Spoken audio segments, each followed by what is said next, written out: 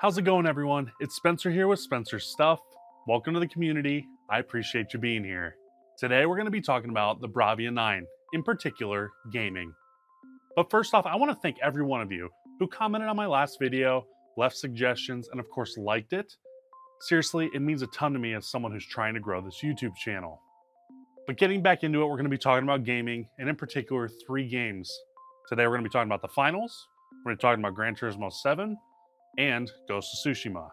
Now, the finals is a first-person shooter. It runs at 60 FPS, and I kind of want to get a feel for the input lag versus my old A90J. Next, we're going to be talking about Gran Turismo 7, the 120 FPS mode in particular. I want to see if there's any color degradation when playing at 120 FPS on the Bravia 9, and just to see how smooth it is overall.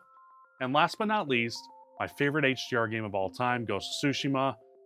It's going to speak for itself if this TV is able to handle that true HDR that you get from that game. And I want to see if it really holds a candle to my old X930E as well as my A90J. I can't wait to share this with you guys.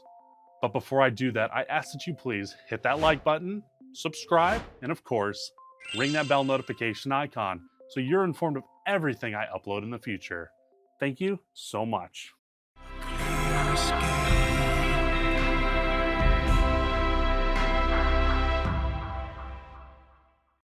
The first game we're going to be looking at is The Finals by Embark Studios. If you've never played this game before, it's a first-person shooter which takes place in a game show setting. It is free to play, and I definitely recommend checking it out. It's my favorite first-person shooter at the moment.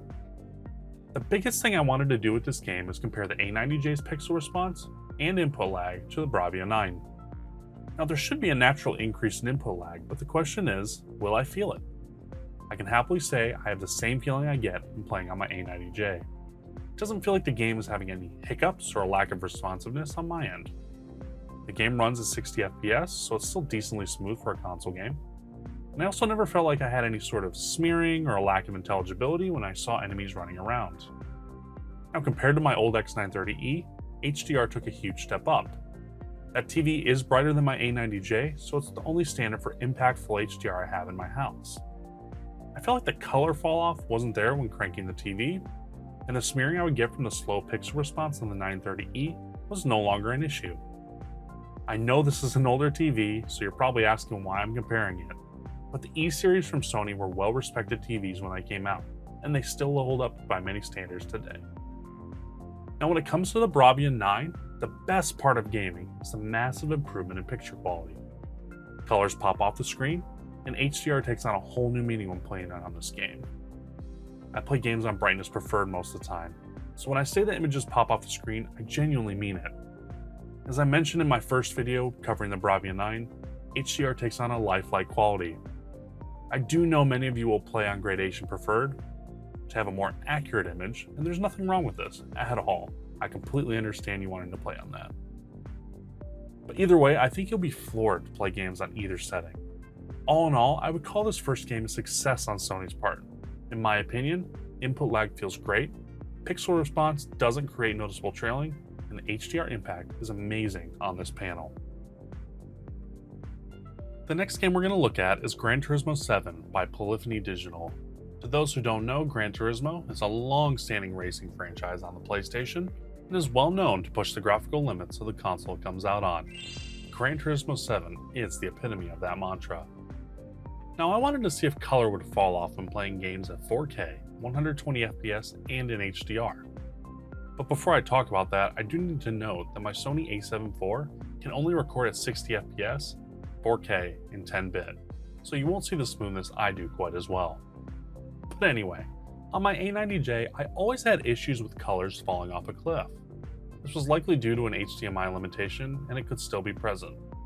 But I think the footage honestly speaks for itself. The Bravia 9 still produces a vibrant, stunning, and natural-looking HDR at this higher frame rate. The RR also works swimmingly when playing, and I noticed no major dip in frame rates. I will say there may be a little bit of a contrast loss on the panel when playing at higher frame rates, just because the game is running a bit faster, but I never felt like it took me out of the game. I felt in control, and like the finals, the great pixel response and input lag make the game extremely responsive. Now, one of the things Gran Turismo does exceptionally well is HDR. Specular highlights glisten on this panel.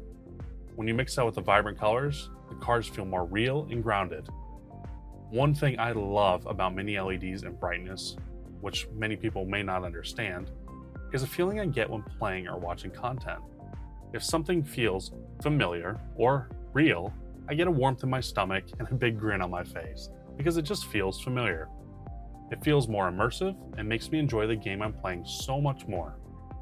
I would say Gran Turismo 7 at 120 FPS and HDR with VRR feels solid on the Bravia 9, and I will absolutely give it a pass on this TV.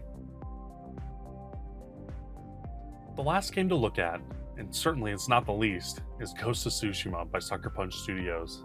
This is my personal reference for HDR and HDR impact, and is actually one of my favorite games ever made. To those who haven't played it, this game takes place during a Mongolian invasion of Japan in 1274. This game was originally a PS4 game, but received a PS5 patch. I think you'll quickly notice how striking this game is in HDR. Colors are exquisite. There's a sense of color depth I get on brightness preferred that makes the sunlight coming through the trees feel real. Everything just feels right. That warm feeling I explained earlier, that's exactly how I feel when playing this game. And compared to the A90J, I feel like the HDR is night and day better than the OLED. With how bright HDR is and how vibrant the colors are, A90J just never kept up.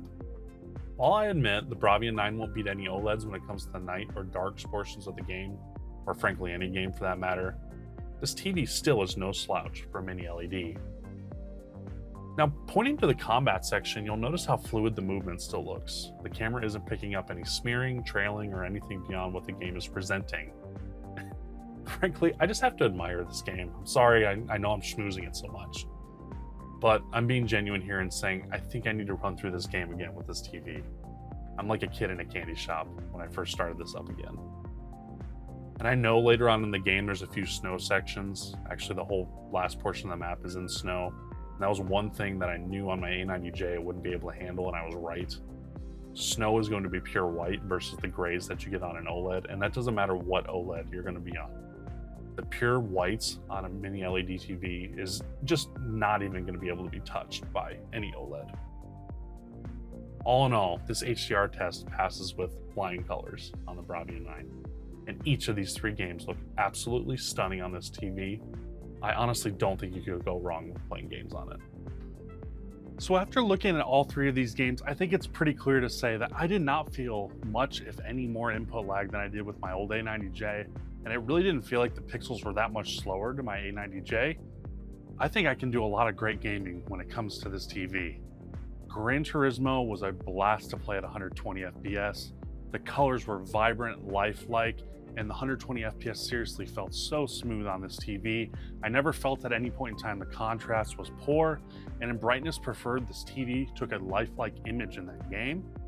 And Ghost of Tsushima, oh my goodness, the vibrant yellows, the sunsets, all of it, the combat felt smooth.